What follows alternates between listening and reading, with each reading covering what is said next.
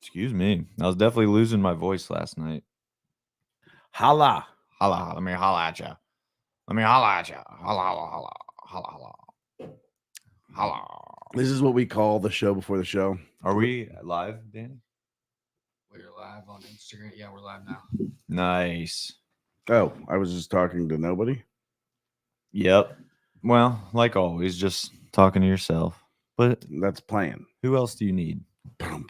You got all you need, Rye Dog, right there with yourself. Look at us. We're live. What's up, ladies and gentlemen? If you're up, if you're watching on this beautiful, brisky Sunday morning, it's like I like the weather right now. I don't know about you. A little cold. It's a little chilly, but it's nice. So the problem with it isn't like we got the teaser of like warmer weather.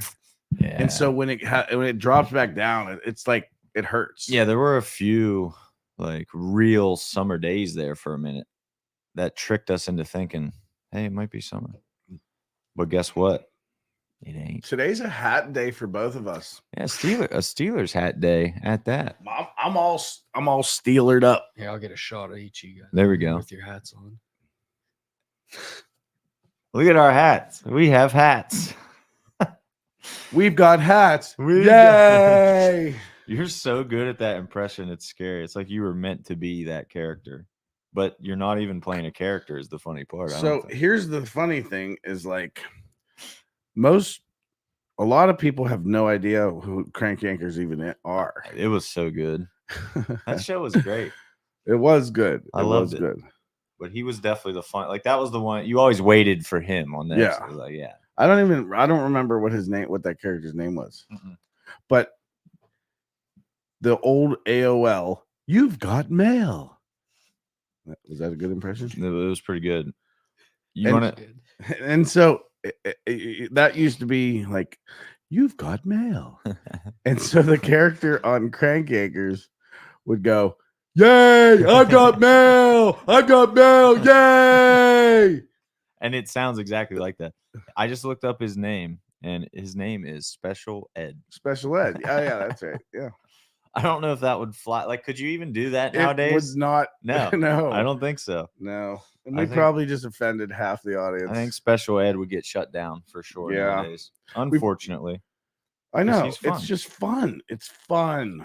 We're okay. Oh, I opened Instagram to check out the comments and got a clip of Joao Martinez and Nick Petregas throwing down on my feed right when I opened. So that was awesome. What up? What up? I'm gonna leave a comment. There we go. So guys, this is still just the show before the show. We're going official at 11. Yeah. But this is the okay. Oh, Ryan always with the freaking noise, Ryan. Yeah, there we go. Sweet. Let's go. Guys, I kind of feel like a human today. I'll be honest. I feel like I feel better than most double fight nights the day after. I mean, it's just every double fight night is like, why? Yeah. We do. Like, we're not doing this again. Yeah. And then next thing I know, like we're scheduling a doubleheader. We got Petregas and Jeremiah, excuse me, dude. Why did I call you Jeremy? See, I'm not that much of a human yet. Jeremiah Butler in the chat. Jeremiah picked up a huge win at Sprawl on the Burgh 3. In fact, shout out 10th Planet Mazur. Actually, I'll save that. We'll save that for when we actually start talking about it. Yeah, we can't. We can't be. I'm not dropping my content. This is show before the show. Yeah, like we don't. This is where we talk about the fact that you got a rock star punch, and I've never seen you have one of those ever. Did they not have ghost or bang? Like nothing. So here's the story. I was driving on 50 and I forgot to hit the convenience store out.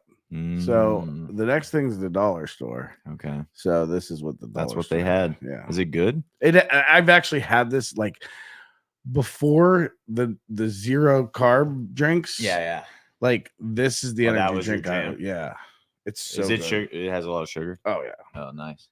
So it's probably delicious though. Oh, it's super delicious.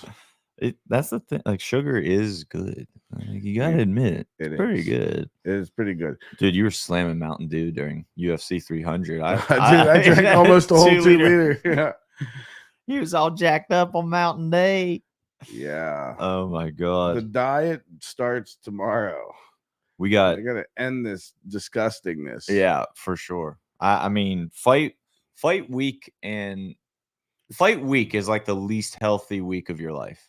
For me, it's like you're everything goes. Everything it's You like eat what you can. convenience. Yeah, It's all right, about convenience. right. Just like right now, it's all about comfort. Yeah. You don't cook a single meal for yourself on fight week. It's like just grab what you can, eat when you can. Yep. You go without eating a lot.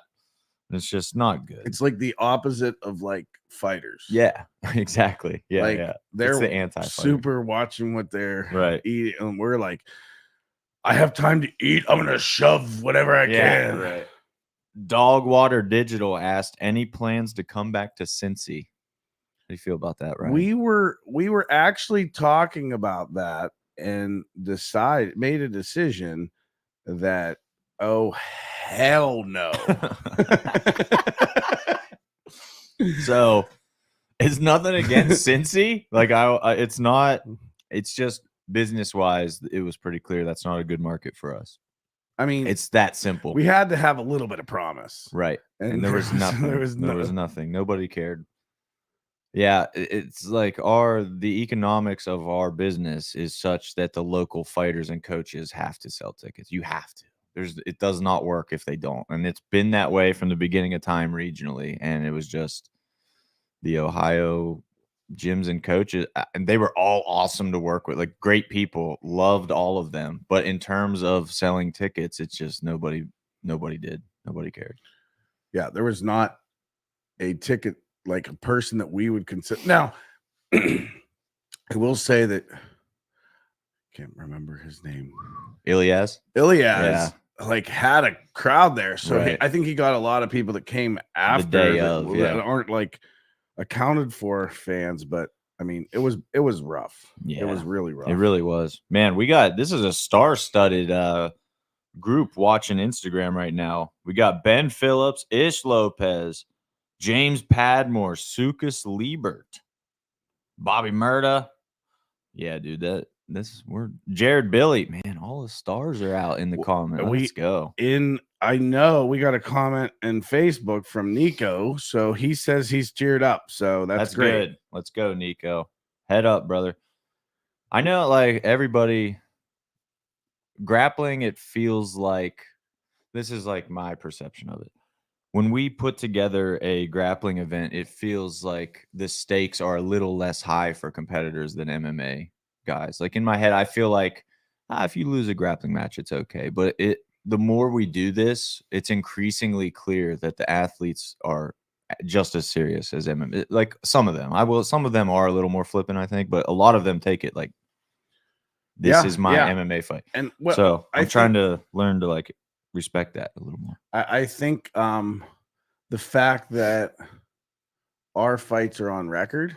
Yeah, true. Like you find them on Tapology. So I think I think when people see that, they're like, oh, I don't want that. Like, yeah, for sure. Yinzer Fight Coach says eating is overrated. Drink whiskey. Whiskey. All right. Could you tell this was your hoodie, Chris? This thing is comfy. It's all about comfort today. All about comfort. It's a sweet Yinzer boxing hoodie. Frederick Street Tattoo. What up? I think you're a BC Jiu-Jitsu guy, right? What's up? What's up? What's up, man? Dude, you are definitely like the dudes from. We're live. It's 11. We're live now. It's live. Now we have to be professional. How did you feel about the fights? They were quite wonderful. I agree. Let's end this podcast. Okay, bye-bye. All right. Just break into dorkiness. What? Dan Stupinski. All right, I'm gonna kick off with this. We got Dan Stupinski in the comments waving. What up, dude? What up, Sage? Sage, let's talk about this. So Ben Phillips from BC Jiu-Jitsu, black belt. He had a match originally against Zach Humbertson. And on Wednesday, I believe, of fight week, the match is on Friday. On Wednesday, Humbertson messaged myself and Ben in a group message and said, hey, guys, I've been dealing with this injury.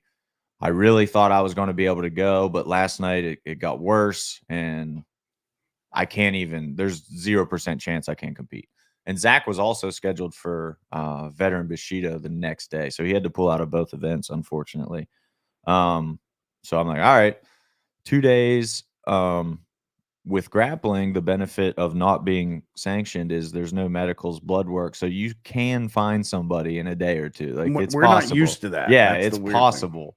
So right away we started going. Ben started looking, I started looking, and Ben found Josh Fowler from Black Cat Martial Arts in Morgantown. And Josh is a dude I've known for a lot, like literally since college. I went to WVU in Morgantown, and I knew him from the gym he was at that time. So, like, getting the chance to work with him, I was stoked. I was like, dude, this is crazy that our paths are crossing like this. This is awesome. So it was Josh versus Ben. Josh, Friday at like 4 p.m. By the way, the matches start at 7. Friday around like 3 or 4 p.m. texted me and said he had a family emergency, just super apologetic. Like, dude, there's no way I can make it tonight. And I'm like, oh, what a blow. Because Ben, on Ben's side, he's going through it, right? He thought he was facing Humbertson, then he thought he was facing Josh. Now Josh is out too, all in the span of 2 days. So we're just backstage, and Sage is there. I think Jonathan Kaufman from High Ground was like, hey, I just talked to Sage. I think Sage would take it. So then I go over to Sage. I'm like, you serious? You want to do this?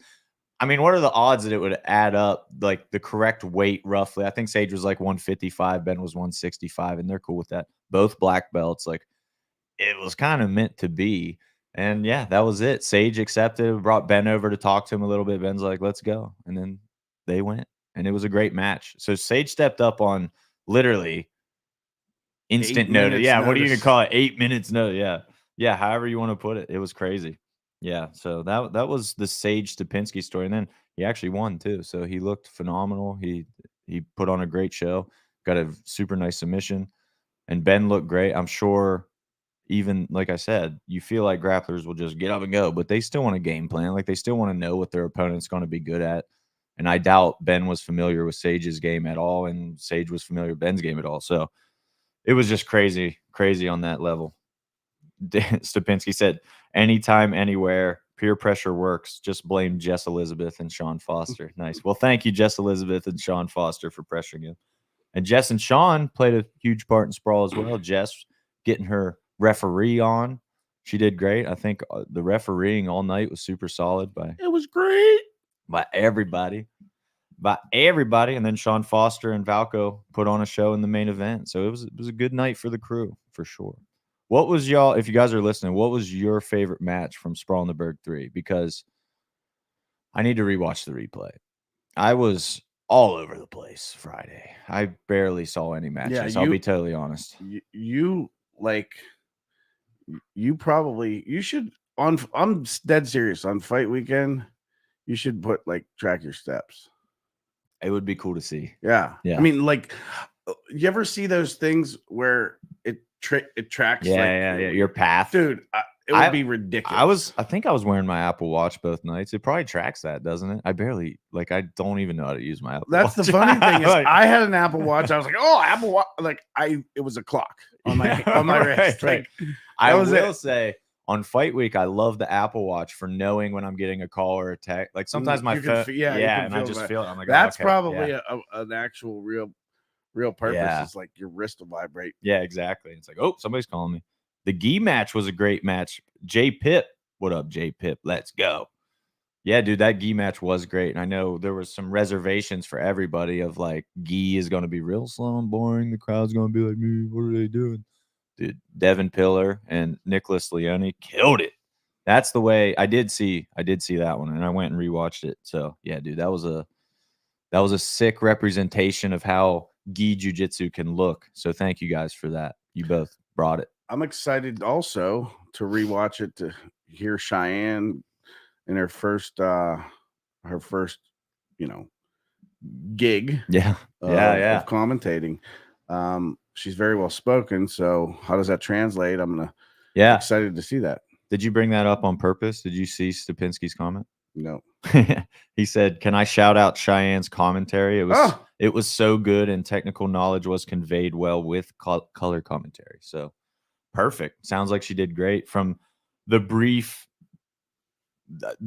moments that I got to hear, excuse me, she did great. I was super impressed, but I fully expected her to be great. Honestly, I when you switch up the team on any level, there's always like a bit of trepidation. Reservation, Yeah. yeah. Like how are they going to fit in? But I didn't really worry about Cheyenne at all. With her, like you said, her knowledge and just her personality in general. When you talk to her just one on one, she's super easy to talk Yeah. to. Like I knew that kind of personality would translate well. And then when you're working with a pro like Ryan Kavanaugh, you just gotta. He'll set you up. He'll just keep teeing you up, and you just flow with him. And he just let pitches him it to you Yep. and let you hit a home run. Yep, absolutely.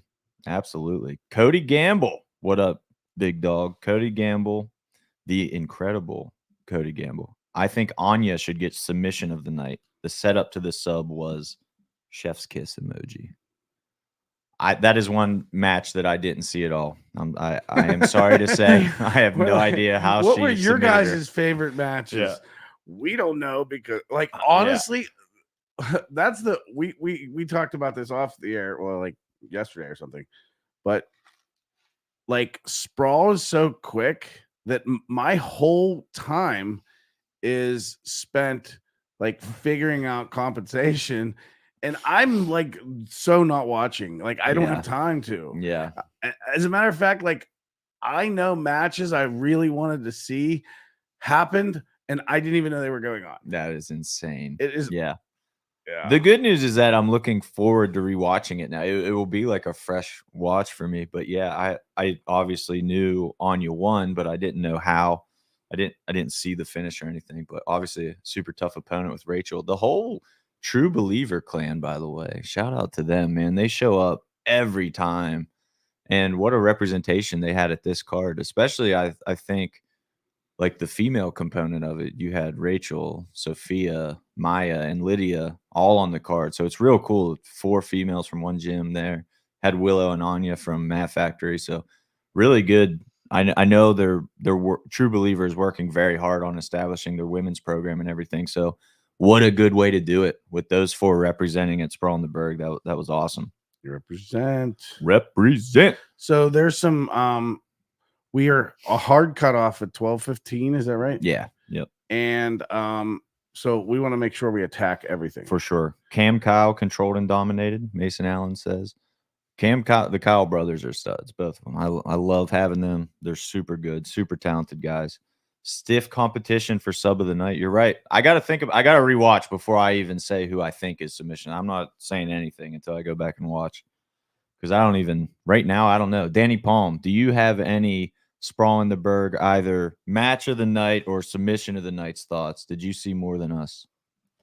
And I, to be honest, only saw a handful of the matches, but I did see the Cam Kyle submission, and that was pretty sick. Yeah, I love that. Yeah, I love that. Also, shout out Sean Kyle while we're talking about Cam Kyle, because Sean Kyle tried to save the day like 4 times for us. We had so many matches that we like needed people, and Sean was like, I'll go. Like day before. He's like, I'm a little injured, but I'll go. And it was just it didn't work out for various reasons. But Sean is super game, and we appreciate that. Yeah, dude. Sean Foster, I tried. Shane's a stud. Dude is made from steel. Yeah, Shane Valco probably is actually made from steel. I could see it. It makes sense. But Friday for us guys, I know we're saying like I didn't get to see it. Friday for us, MMA weigh-ins are happening, unfortunately, at 6 p.m. this time. So we like when MMA weigh-ins can be earlier in the day, and so do the fighters because they get more time to rehydrate. They don't have to be totally sucked out for as long. If we controlled that, we'd have it earlier. But yeah, It's absolutely. not under our control. Yeah, it's not up to us. We can say we want to have it earlier, but ultimately, if it's 6 o'clock, it's 6 o'clock. It is what it is. It is what it is. So MMA weigh-ins are at 6 p.m. They're going on inside the casino, but on the complete opposite side of the event center. So it's like a 20-minute like venture. It's a big, it's not just right there.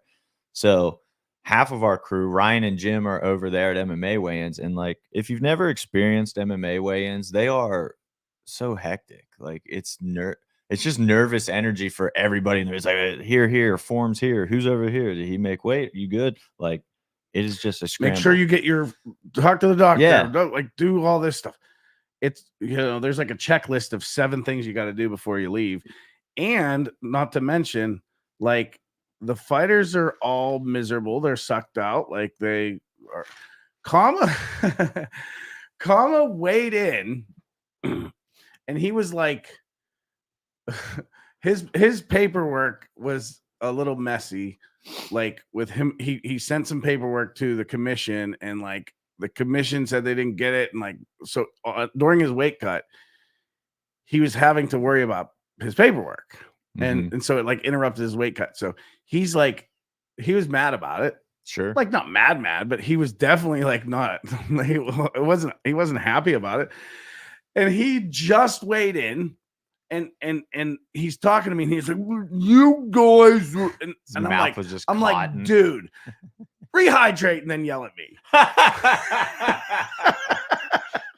Rehydrate and then yell at me, dude. That is awesome. That is so awesome. It was so funny. He was like, "I'm you go." I'm like, dude, like, dude, that's awesome. I will say I mean, you remember when we did the Fat Factory challenge, how my lips were like, dude, the dehydration is real. So I now understand, I get it.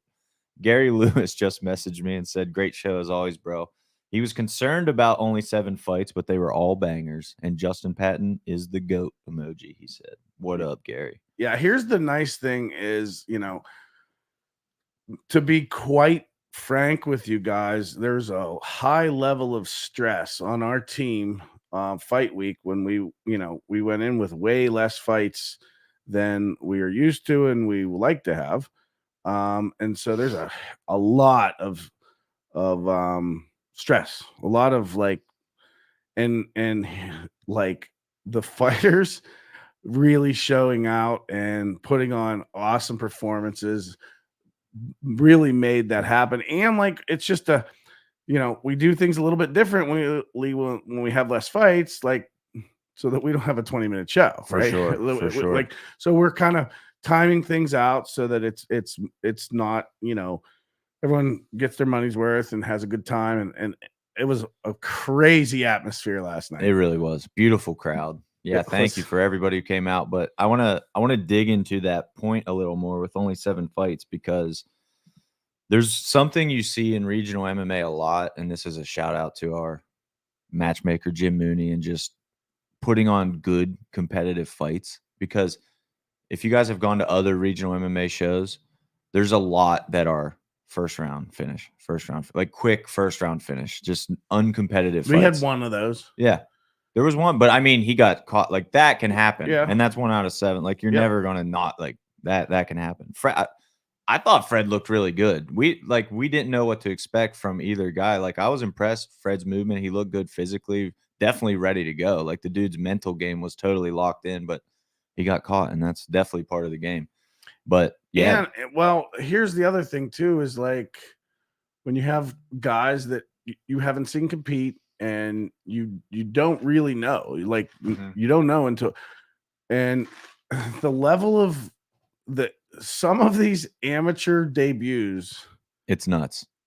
They come in so polished, dude. When you watch 2 guys, like, the expectation when we started this promotion for 2 debuts was like, they're gonna get in there and they're gonna like throw all their training out the window, and they're just gonna throw fists, and like it's it's gonna be like and when you 2 debuts that come in and they're patient and they're like looking like pros, it's crazy. I know. There was a stretch of fights last night, when you had Jack Leto versus Evan Furlong and Noah Hermosillo versus JR Cazales, where it was just like all 4 of these guys look like pros. Yeah. It was so crazy. It was cool. Yeah. It's cool to watch, and it's cool that like everyone's, the bar is getting higher. It's just the sport is to a point where, you can't debut anymore and be like just good at one thing. Absolutely. You have to be well-rounded as an MMA, as a mixed martial artist. You have to be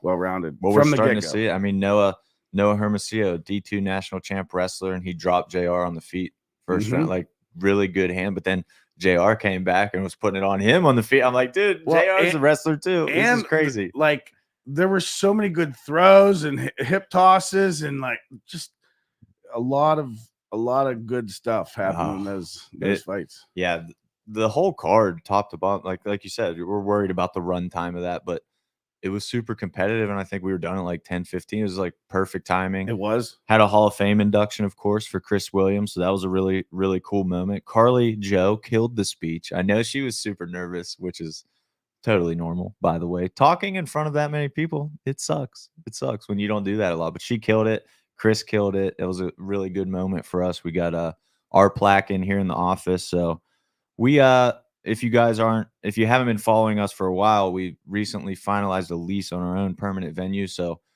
we're not like hanging up our Hall of Fame plaques here yet because it's very temporary. But whenever we get in our space, we'll have a nice little Hall of Fame wall, Hall of Fame wing. We'll be able to display this. So now Chris Williams got Isaac Greeley some company in the 247 Hall of Fame. So hanging out together. Those two together, I mean, that's how you kick it off. 2-man wrecking crew. For sure. Dude, Jared Billy just left a hilarious comment. He said, Patton is the man. My neighbors came running over to check on me when Patton got his knockout. I screamed so loud.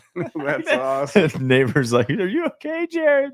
He's like, yes, Justin Patton just want to fight. Yeah. That's all. How could you not? Why were you not watching? Yeah. Like, yeah. Why didn't you scream? This should be on every. This is like a Steeler game. Why are you not watching? Oh my God, dude. The coolest thing. I think I'm pretty sure I told you, but one of I should have got his name. I should have taken a picture, but like it's so scrambly.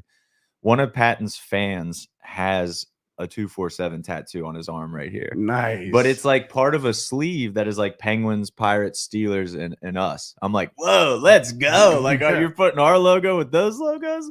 Let's go. Did you ever see that video? It's like went viral.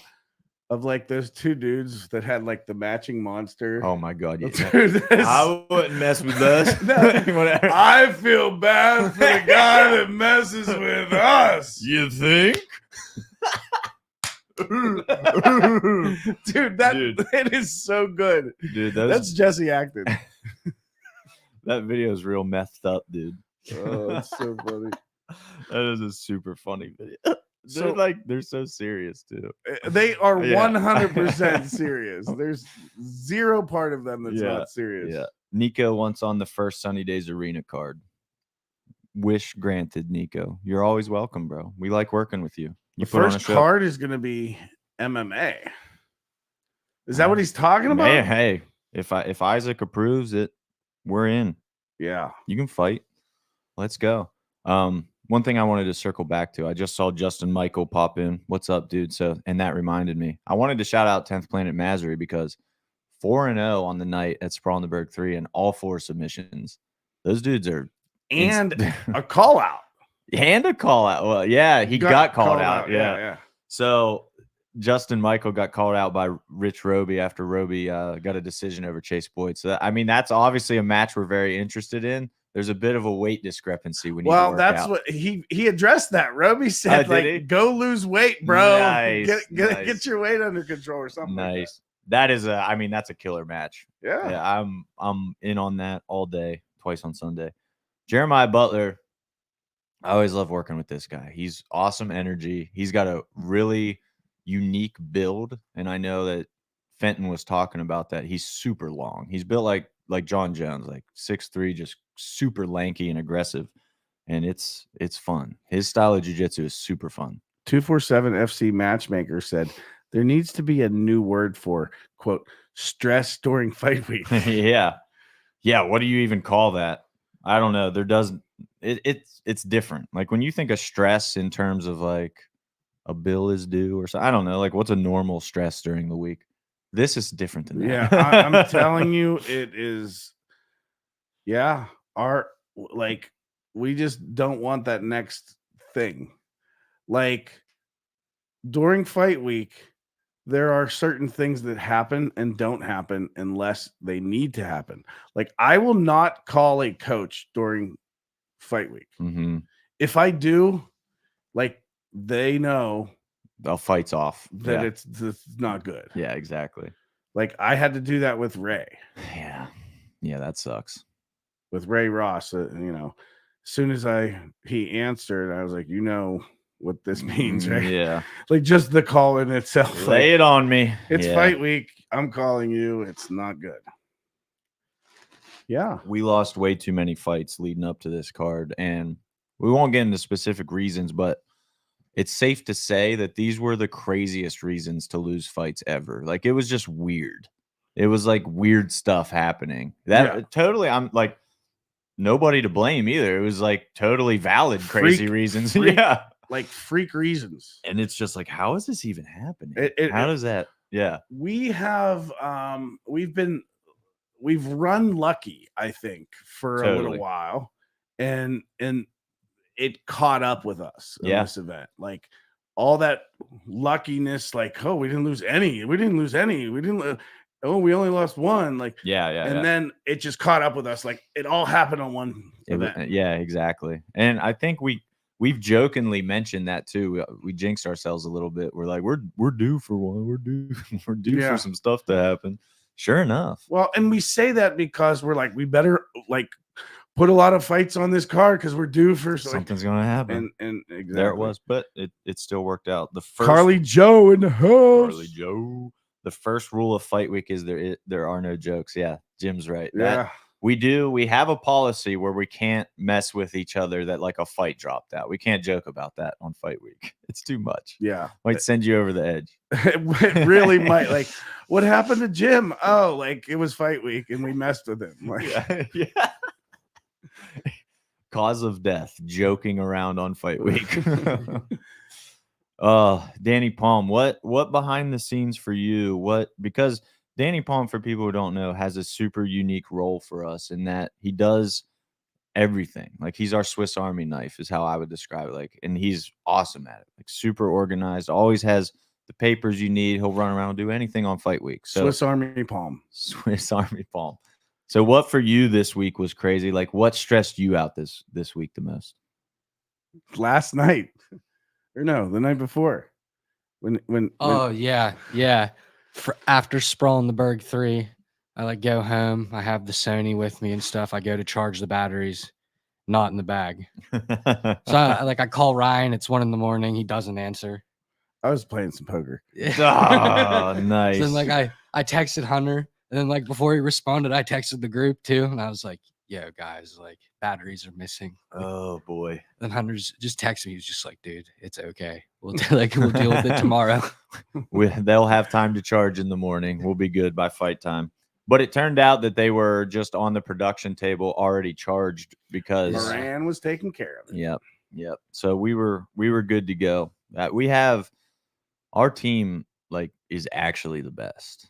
I just want to shout that out. Like everybody involved is so good. There was a moment last night. Well, I think I was talking with Nicole. I don't know if she mentioned anything, but I was just like sitting there at the sports book and looking at our team and like just appreciating all like who we have, their level of dedication, like how much they want us to be the best that we can be. And like, I love our people. And it's on, I had like, I've done a lot of events now, but I had like a revelation last night before Brawl started. And I think I told you, I was like, how can we do this so many times and still feel scrambly every time? But I think I kind of realized why. Is like you can plan to a degree, but you can never fully plan for the start of a show. You can't. Like just so many random things happen. Yeah. You can't do it. But I do think we can do better. There was nothing like glaring this time. I feel like that was like, oh. I feel like there's like so many little things that if we were organized, that those little things on a list would help. There are things that we don't need to do the day of, but like we let those things mount up. Sure. I know like the day of I do like I have my little list and it's like you can't get to it all because you have your list, but throughout the day stuff just keeps stacking in, and whatever you had there keeps getting pushed farther down. So I think ideally you go in with the list, smallest list possible, possible, because you're just going to keep, because there's things that have to happen that day. If you can avoid anything that you don't have to do that weekend, and get it done in advance. That's the goal. For sure. So for everybody listening, it's probably not the most fun stuff for you to hear, but I like sharing that stuff because it's like when you if you've ever run a show, when you start paying attention to it, you realize all the pieces. And I just like the smallest thing, just a quick, for instance, we moved the start time of Brawl in the Burgh 21 from 7 to 7:15. That sounds like if you're not involved, if you've never done this, we'll just start at 7:15 instead. I don't understand. But you have to tell everybody. It has to be communicated to our production team for the live stream, to Drew, to the fighters backstage, to the DJ. Like everybody has to be on the same page. And I was just like, I'm just announcing it over over the yeah, whole Ryan thing. just took the microphone, like, turn it on, I'll get their attention, and we're just gonna say it. But yeah, like the smallest things require so much coordination, and that's where you just get like, it's crazy. And like, I think sometimes like some of those things get done, not remembering that like there's a lot of people that have to know this for us to do this. Pull this off. Yes. Yeah, exactly. And so like we'll do something like that, and then we'll scramble to like make sure everyone knows. It's a good time. Yeah. You guys want to have a show tomorrow? No. I want to talk about Brawl in the Burgh 21. Okay, so here's the deal. When there's certain like Steel Town Throwdown, first show, that's what it's known for. Brawl in the Burgh 16, the crazy crowd, like the the huge sellout 3 weeks in advance, like that. Brawl in the Burgh 21, Justin, the General, Patton. Holy cow. Yeah, I'm glad we're on the same page. I assume that's where we were going. But yes, I mean, what else? You're right. Like when you think about that night, what else is there to think about? It really truly was such, well, one, it was such a great fight. Oh my God. Such a great fight. Those two were battling, and it was a chess match, and it was completely like two super high level skillful guys.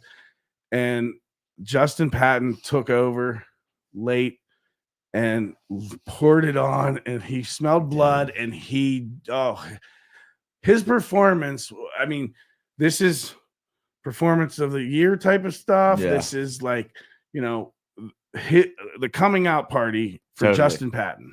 He's been leveling up each time, and I know we talk about it each time. Like even in the Kyle Zimick fight that he lost, I think we saw a level up there too.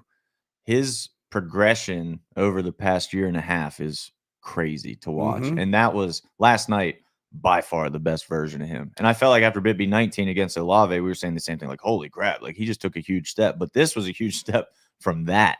I mean, it's similar to the rise of Ethan. For sure. And that like they're leveling up, and like it's very I was so incredibly impressed by Justin's performance in that fight overall in general.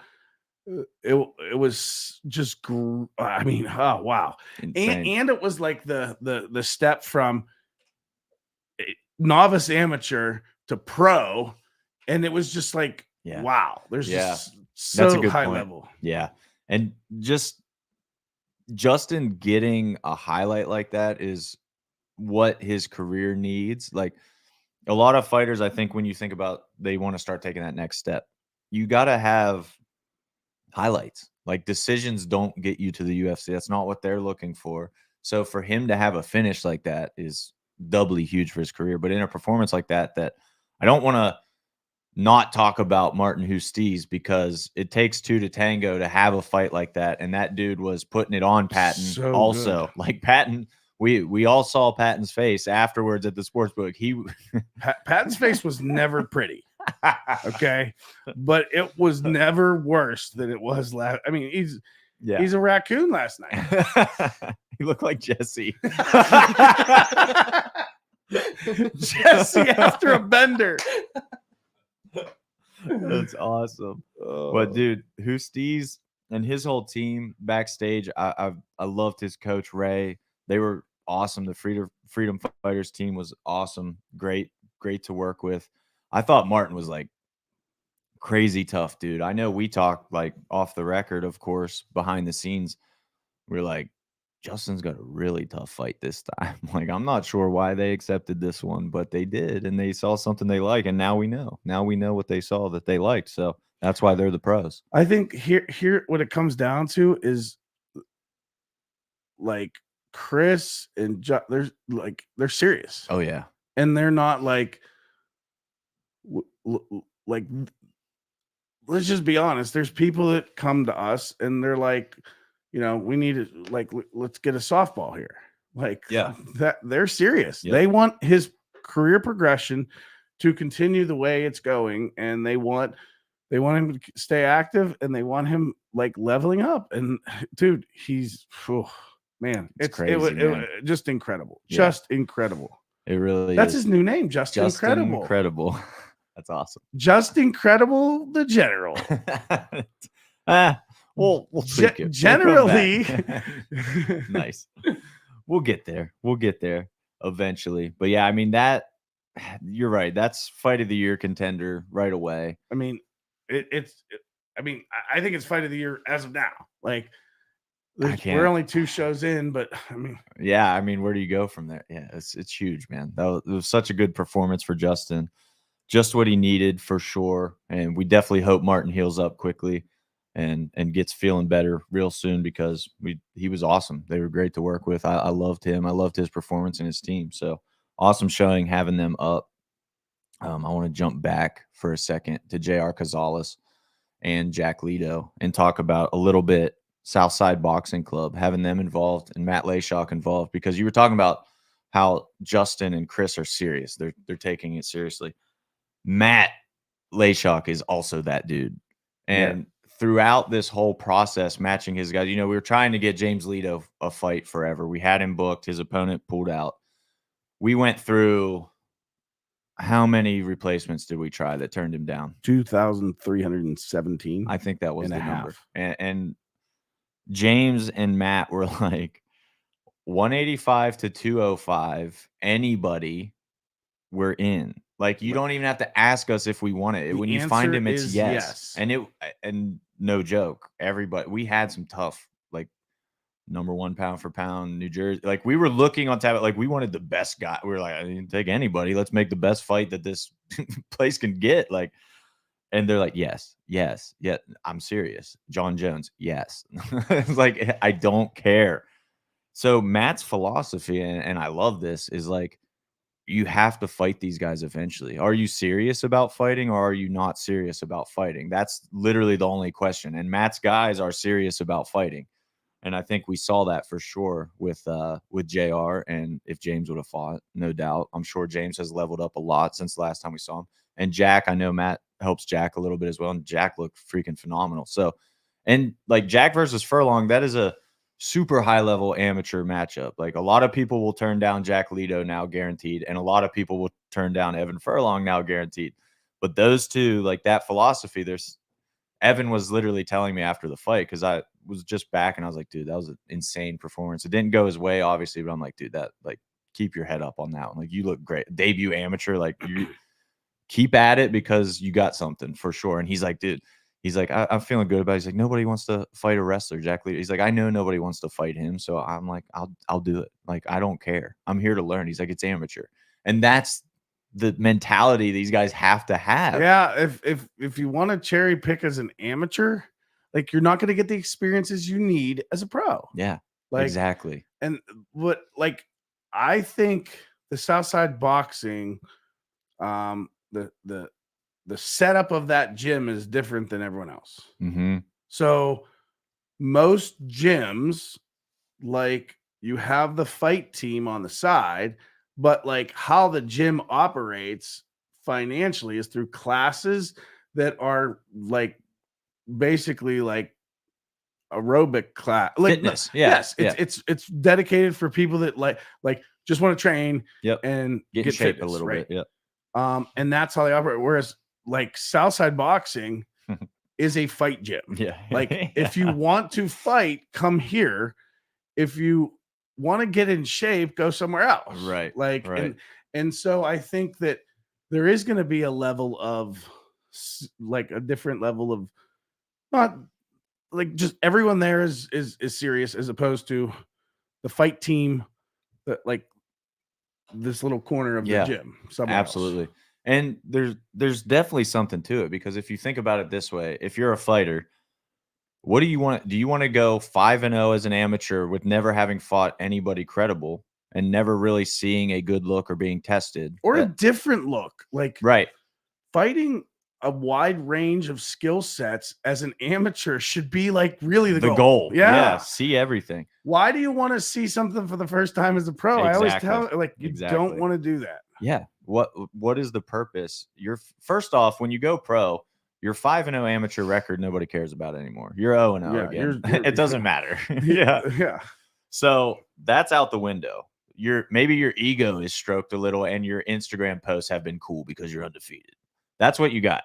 But now you're a pro and you're going to fight somebody who actually knows how to fight, and you're going to look most of the time, and you're going to look maybe silly. But sometimes some dudes got it too. Maybe you got it. But for the most part, it's good to challenge yourself as an amateur. Challenge yourself. So that's all credit to like everybody on the card last night. Like we've said, super fair matchups, and they got challenged. And it was great. Everybody stood up to the challenge. I thought the opening fight, dude, Clay Duncan and Jaden Robertson, I thought that was an awesome fight too for two debut amateurs. They both looked really good. Jaden is super tough, man. Super tough. And Clay was putting it on him, but Jaden for sure hung in there the whole time. And again, 2 debuts, and especially a gym debut as well on Jaden's side with Fusion Fighting Arts. Like, we never worked with them. So it's a big unknown, like you were saying. We don't know what we're getting, but could not be more thrilled with working with them and with Jaden's performance. And then Clay and PA Combat Sports on the other side, we know they're awesome to work with always. So that's just like we've said, the level in this area is so high. Like, it's wild. You start a card off with a debut versus debut, and it's like that. It's like, nah, it's going to be a good night. Yeah. Well, and then, so we talked about like with Patton and Justice, like in taking 2 to tango, that can it can go the other way too. 2 different style matchups, like Common Jimmy Sandlin can also, like, those guys both put on great, exciting fights. And then we put those 2 together, and we didn't get that out of that fight.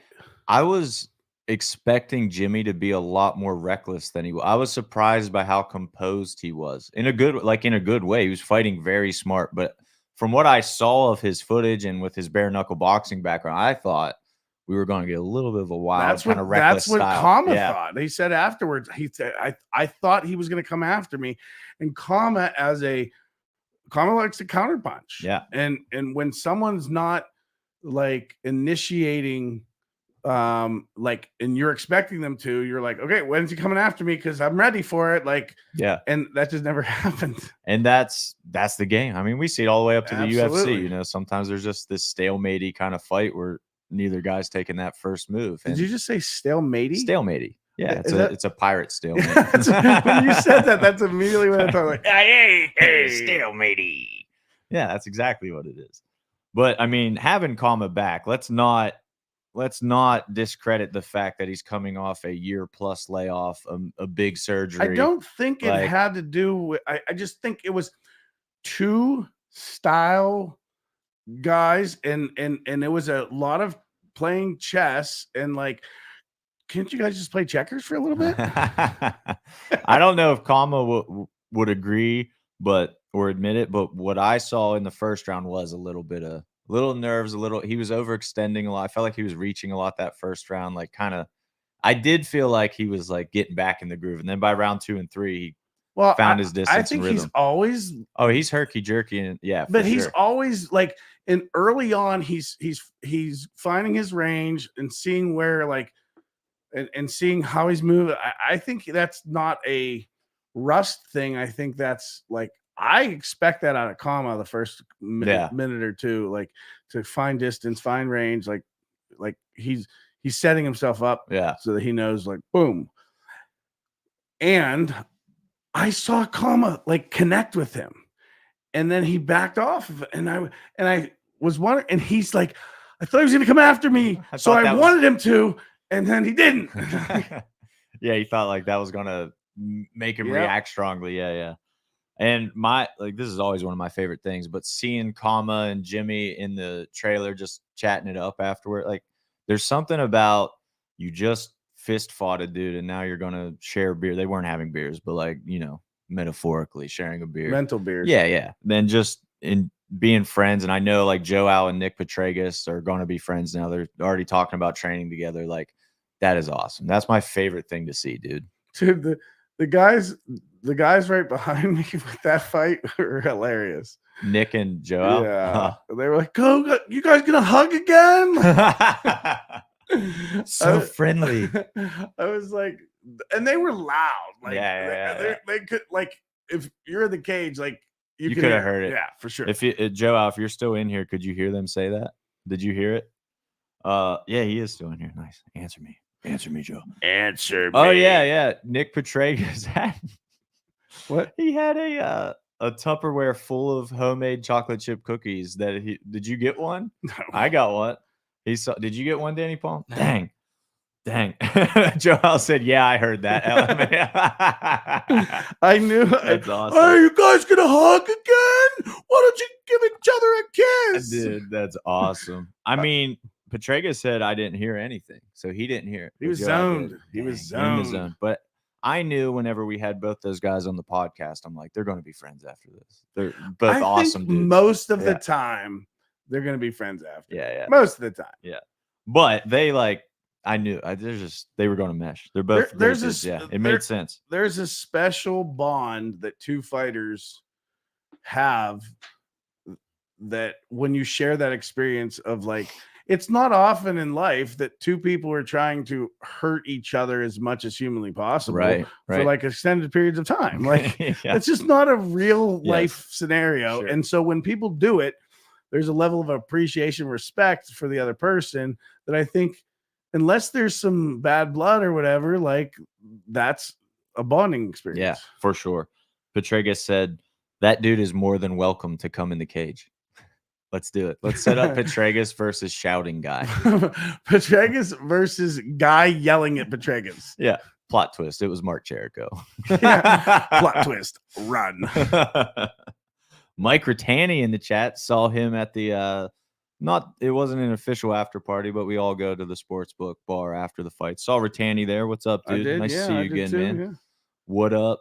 Unfortunately, my boy Parm thought he fought. He's like, great fight tonight. And I was like, he didn't fight tonight, but you did just see him in February fight. So you got by the right tonight, face. I meant this year. I was like, earlier this year. It would be way funnier if like it wasn't a fighter at all and he said that. Yeah.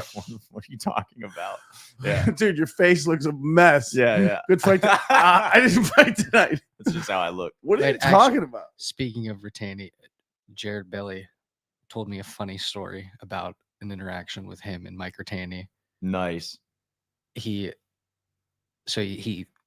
saw Mike Rattani at the gym and was like talking to him about his fight and stuff. And then like he messaged him on Facebook like the day before his fight. This was like a few weeks before. He was like, "Hey man, like good luck." And Mike Rattani was like, "Thanks, random guy. Like, who are you?" And like he didn't actually see him at the gym. Like it was somebody else. It was somebody completely different. Oh my god. That's awesome. I was cracking up. That's beautiful. Thanks, random guy. Thanks, random guy. Hey, that's the best. I mean, when random, yeah, that's awesome. Chip, dude, the legendary Chip Snyder in the comments. Thanks for having me again. I really love reffing your shows. We really love you reffing our shows, Chip. And also just being a pro on every level, like keeping the peace. Chip's the man. We'll leave it at that. Chip is the man. Okay, I have a random question, just random thought right now. Mhm. Does Jeff Magan grow like 4 inches every couple months? I don't think he's real.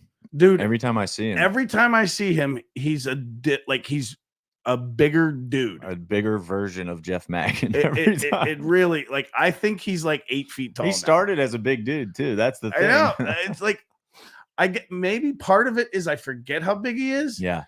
every time. I don't know. What? Him and Dotson, or Paul Dotson, they both get taller, I think. Yeah, every time. yeah.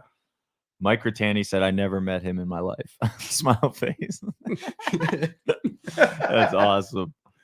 Oh Love it. man. Love it. Love it. I mean, overall, like we talk about the stress and the bumps and the bruises, but I think I can comfortably say all of us today understand why we do this. Like the payoff is always worth it. And that's full credit, like I said, to our entire team from top to bottom, but also to the fighters and coaches and the commission, Chip, like everybody involved on that level to make it run smoothly. Because if fighters and coaches can make our lives miserable, they like if you don't do your paperwork, if you don't show up on time, if you're just combative and aggressive and just being a dick, like there's any amount of things you can do to make this not go smoothly.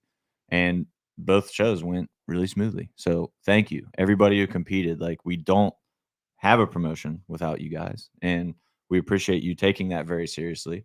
And even grappling being, like I said, it's not sanctioned. It's a little less serious, but like you all take that extremely seriously. You were on weight. You showed It's up not to less weigh-ins on time. serious. It's just there's Formal. There's less hurdles to.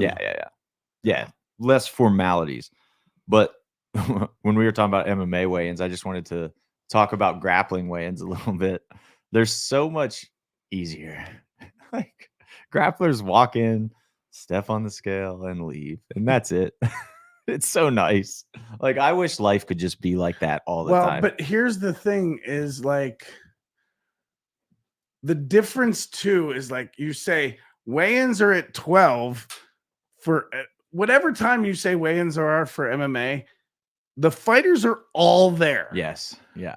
You say that for grappling, and they're like, well, I'm not going to be there. I'll be there at 2 if that works. I'll be there at 4. Yeah. That's the difference like, and that's, we had a third of grapplers that weren't weighed in 4 hours after weigh-ins.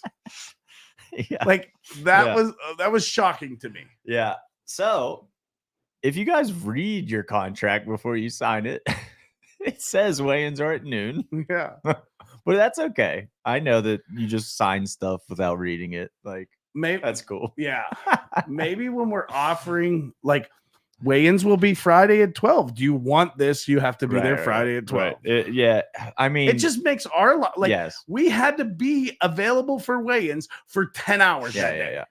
To be fair, we made it work, and it's really not that big of a deal. But it is. It would be nice if correct. that was. It would be better if it wasn't the case, but it's fine. It's fine. We make it work, and nobody's that worked up about it. It is fine. I'm fine with this. All right, dude. We got a fight of the year contender with Patton, but if you throw that one out, what was the highlight of BitB 21 for you? You can't say Patton. That's a good question. Danny Palm, you can take it if you got something, because I'll take it because I got something in mind. You take it. All right, I'm going with Noah. Having Noah and JR Gonzalez, like that fight as a whole, because I'm just telling you guys right now, both of them are going to be around for a while, and they're going to be really good for a while. Like they're both literally pro level amateurs, and Noah making his debut, JR coming in 2-0 with who he is in the area. Like he has a name in the area. Everybody knows him with Southside and Matt. And like we saw literally everything in that fight. We saw super high level wrestling. We saw super high level stand up. We saw heart. We saw cardio. We like everything that you wanted to see. And before we even get there, we saw two dudes that know they're both alpha studs agreeing to fight each other, which doesn't happen a lot at amateur because neither guy wants to lose right now. And they know that. And it's a tough fight. Those guys are both really, really, really good. Yeah. Dude, Noah, he's pretty special. That kid is special. Yeah. And that was our first time getting shout out American Top Team Happy Valley. We've been trying, to work with them for a long time. So like 4 coaches later. So it was really cool, man, having them and their team there, and first round management was there as well with Noah. And really just cool having everybody who was there? Malky. Oh, wow. Yeah. Wow. Crazy, right? Yeah. So it was just awesome, man. Like having that crew there and the people there. Jim said pros posing as amateurs. Yeah, it is. It really is. Sean Poland in the chat said that Noah kid talent ! Yeah. I mean, super talented. Just watching, knowing he's a debut, he's fighting a guy that like has just beaten like yeah. and that first round, he was on fire, and things leveled off for sure. But like that first round, it looked like he was just gonna run through him. That's what I mean from JR. Like you saw his composure, and he just bounced back like he didn't just lose round one. You know what I mean? He was like, "Oh, reset, I'm good." That's amazing to see. I don't think people realize how rare that is. Well, and I think that's a Layshock thing too. For sure. Like 1,000,000%. Layshock gave him, like, you got in that, okay, he got you that round. Like, yeah, we're good. Reset. Like, yes. Not to mention, like you were talking about Southside being a little different. Guarantee you JR's been beat up in the gym before and knows how to handle that. Like that's why he was able to do that. So it's awesome. It was really nice on a personal level, and I told you this after, to reconnect with Matt. Like we had, we worked together before and like didn't necessarily end on great terms, and to kind of reconnect with him and I appreciate him a lot. And I've always said, like, a lot of what we've been able to do with 247, I learned a lot from Matt. And so it was really nice to reconnect with him and have his team involved. I told him that, and to be on working terms with him is great, and love to get him in here for a podcast. Let's Matt, do it. If you're get in here, Matt. Dude, that would be a great podcast. Dude, Can you imagine? Let's go. That's the thing. Like, he is so good at, like, when he used to write, and like, dude, he's awesome. A smart, like, quick, like, hilarious. Yeah. Just as we talk about with Pittsburgh gyms kind of cross training and how all the coaches and fighters feel, that's a huge benefit of what Pittsburgh has going on. That helps everybody level up. Like, it's better for us when Layshock is super involved as well. Like, he's just so good that it's a better scene. Yeah, he gets the game. I always tell people, like, there is a game being played. Some people are playing the game and some people don't know the game. Understand what's going, like, it's more than just going into a cage and winning a fight. And when you realize that, and you realize about marketing yourself and building yourself up and building your own brand and being smart about it, like, that's the part that, like, Matt's on a different level from his promotion period. As a coach, like, he gets this side of the business too. And so that's where, like, a while back when they started getting the MMA scene, one of the first things I said to you is, we need to get them involved. Yeah. I mean, it's going to be good for them. It's going to be good for us. And absolutely. It'll work out, like, super well. And it was very good. I want to throw out my boy Tony Lloyd from Cincy. He comes to all of our shows. He's a 247 mega fan. He texted me and said, A, he loved the gi match at Sprawl when we were talking about that. So another vote for the gi. And B, his highlight that wasn't Justin Patton was Jack Leto's impressive debut. So a lot of the things that we just said about Noah, you can just copy and paste and put it on Jack Leto. They're very similar. And while we're on it, let's throw it out. Ethan Goss said it on the broadcast. Matchmaker Jim Mooney said it privately, but Jack Leto versus Noah Hermosillo makes a lot of sense moving forward. If you guys want it, we're throwing it out there first. If this fight happens for another promotion, I'm saying that you stole it from me on this podcast. It will not. We're gonna go get that. Let's go get that. But how good would that fight be? I mean, my goodness. I mean, is there a higher level 1-0 versus 1-0 amateur fight possible? We should have it so that, like, Jack fights, but James gets to sit on the top of the cage for the fight. Dude, that's where he really wants that out. That's where he really wants to be. Yeah. So, James, I got your text. I appreciate it. Can't have that. Dude. Can't have that. Let's talk about Big Jim Leto for a second. Dude, he's a wild man. Love it. Him, like, getting up and running every round. Like, he might be the best human ever. He is. I don't even know what to say about him. And he's so much, like, he is so happy. Yes.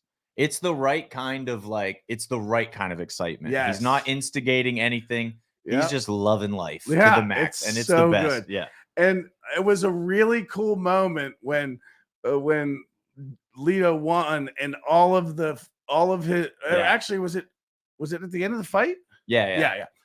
So when he won, and all of his fans are going crazy, and they're all like, And so we can't have people in the aisleways. So after they were like celebrating, Give them a moment. I gave them a moment, and then I came over and I said, "Okay, guys, we need to get back."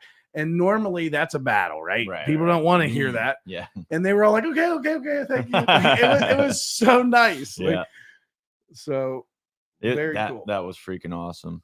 Anthony Hogaback wants some gloves from us for a reason that I'll tell you after. Oh, it's not really that off the record, but it might be. I don't know if it is. That's what I'm saying. It's probably fine, but I don't know for sure if I can say. So I'm not going to say. Yeah, don't worry. But let's get Hogaback some gloves. It'll be good for everybody involved. So yeah, I mean, Jack Leto, Noah, Sky Lesko's knockout was insane. Speaking of gloves, oh yeah, Glovegate last night. That was a first. Glovegate. Glovegate. We had Glovegate last night. So Patton, that was Patton, right? Yeah. Patton and Justice were going at it. It was a couple minutes in the first round, and suddenly Chip stops the fight, and he's like, "Whoa!" And apparently, I love that. So it looked to me like his glove raked across the cage. Yeah, because it just ripped the whole glove apart. Yeah. And that was never wild. saw anything like that. I was like running back.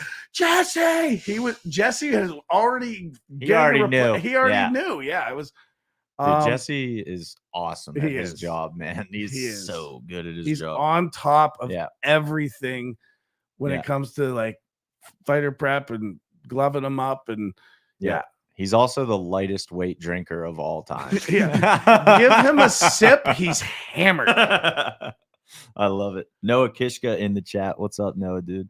I believe something's cooking for Noah, and that's exciting. Okay. Anyway.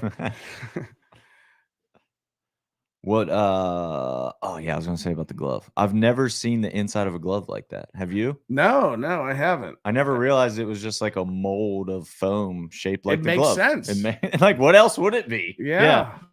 But actually seeing it was like, wow, that's pretty cool. I think did Jesse give Patton the glove? Yeah. That's a cool souvenir. Yeah, for sure. That is a real cool souvenir. And Justin also behind the scenes got his custom Andy Alm knife for his 10th fight with 247 Fighting Championship. So we need to get can you did you take pictures at all? There was some stuff happening at that moment. Yeah. So no, but I'll get Patton to take a good picture with it and stuff. Probably like with the carrying on that's gone on, we should probably find a new souvenir. Here's a very dangerous object. Yes. Have this. Yeah. Those knives are sick though. They look so sick. Cool. Cool. I have a lot of personal envy on those. Me knives. too. I'm like, how many fights do I like?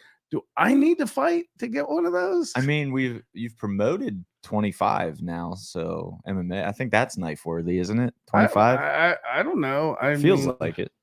It feels like that would be knife worthy. What do you guys want to see for Patton next? Like, what kind of opponent is next for him? I think so. Chris was already talking last night. Nice. So I think they have some things in mind. Sick. Patton came up to me after his fight. He was still like in that zone that and he's like, you need to find me the baddest dude on the planet. Like I am. He was and ready I'm like, to roll. And I'm like, Justin, this is why we don't go through fights with you. With you.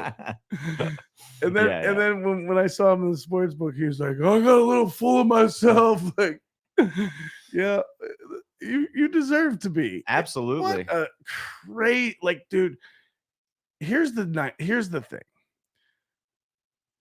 A lot of promotion, like, and I'm not apologetic about this. A lot of promotions have guys that are 9-1 and they haven't fought anyone good. Like they don't have good wins. Mm-hmm. The UFC and the higher, like they can tell. Yeah. I can tell. Yeah. If I can tell, they can tell. For sure. and so it's not as extreme as that one guy in Georgia. Mhm. What's Cole Farrell. Cole Farrell. It's not as extreme as that, but there are a lot of guys that they'll just like get that record, one more win. If I can tell that's what's going on, then the UFC can. And so when you have a guy like Justin Patton, who does have losses on his record, Mm-hmm. but he's well-rounded and he has like really, really good wins, and he's stacking wins now, Mm-hmm. and he's beating guys that are 4-1, 3-1, like he's beating guys like the Rico Talley fight. Like his wins, like Rico Talley, Jacob Olave, Martin Justice, his loss, Kyle Zimick, like, and in that fight, he looked crazy good and then got caught.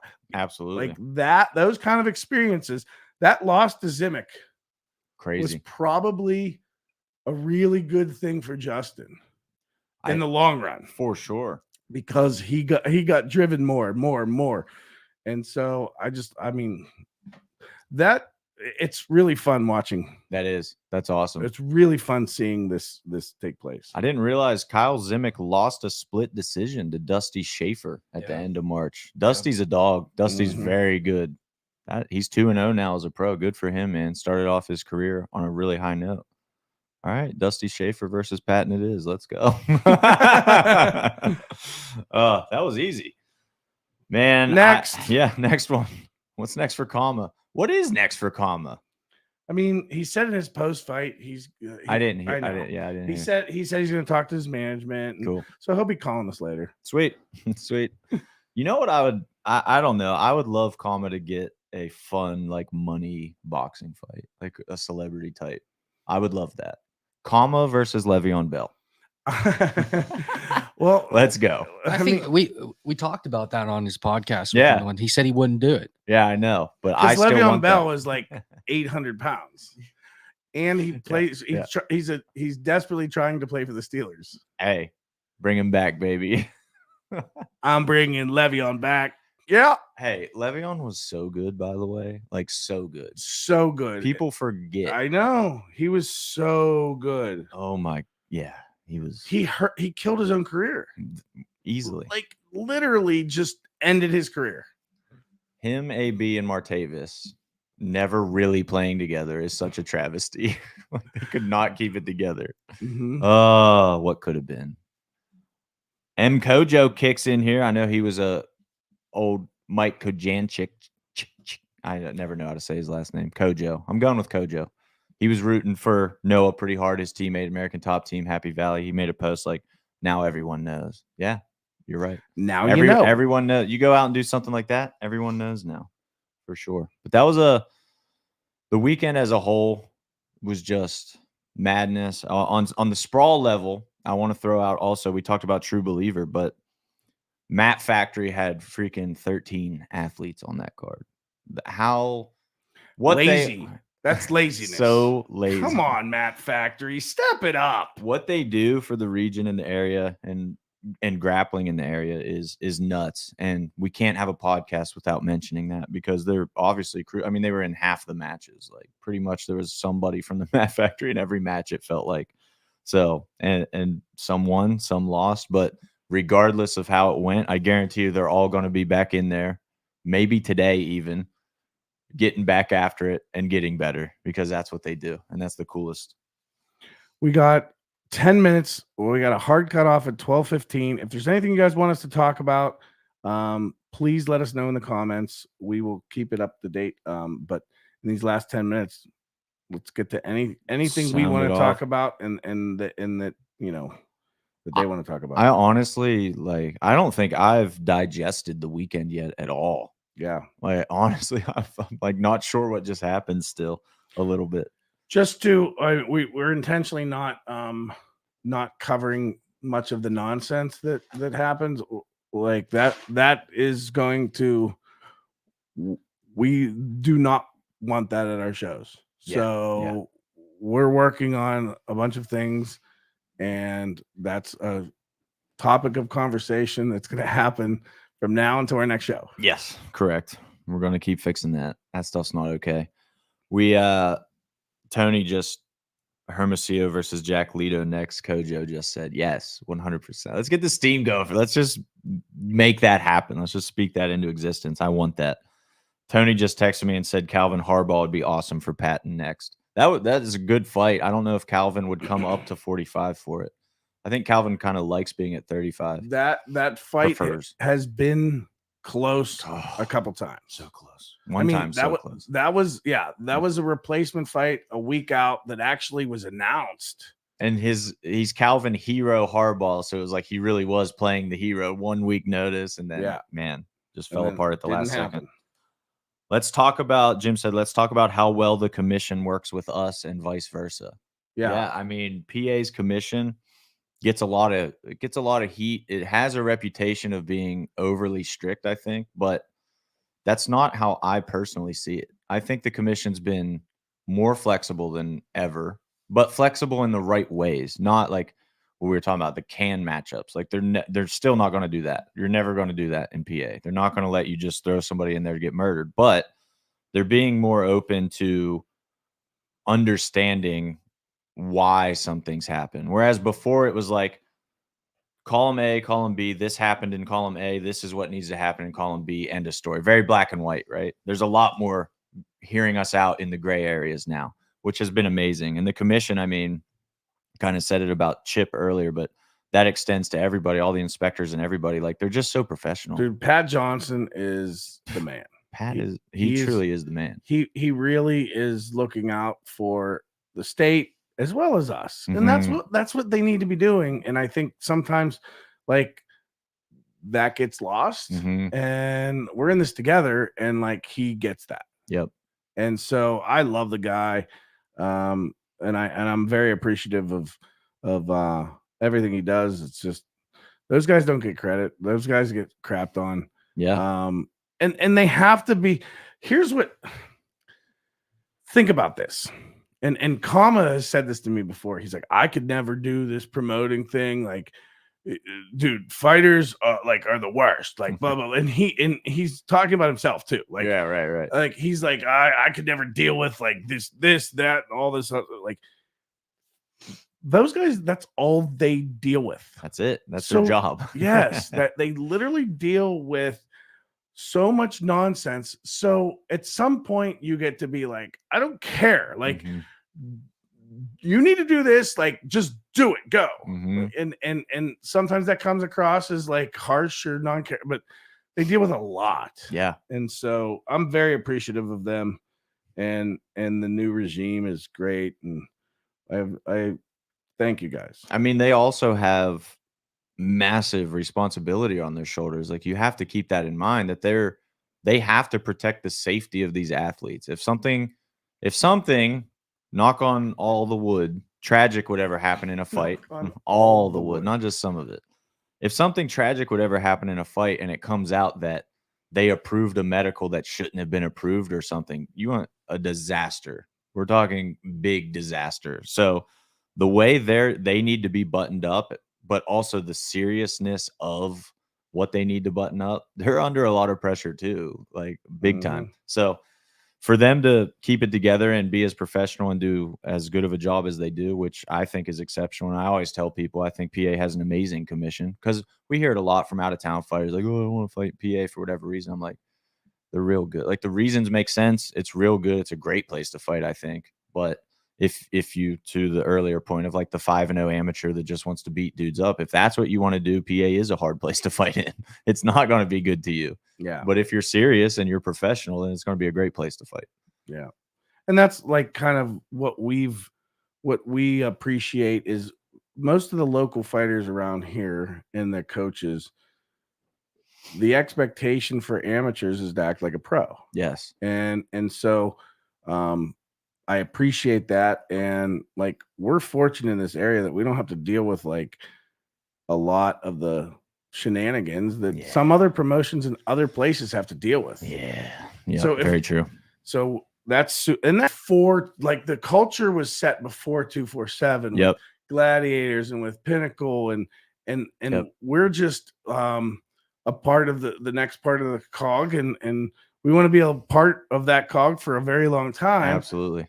But you know, that culture's been there for a long time to get to where we're at. That's true.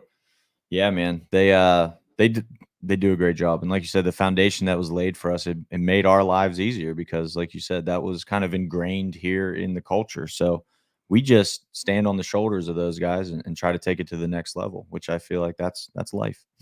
And it was nice hearing in Chris's acceptance speech, him just rattling off like a who's who of like Pittsburgh MMA history. It was awesome. I mean, he's who better than him to do that? You know, he's so ingrained in the fabric of it. I mean, a true OG. And that's what he was saying is he's like, I'm not. I came along like after some of these guys. I feel like I jumped in line. That's his modesty. Sure. And, yeah, but he's a huge part of it.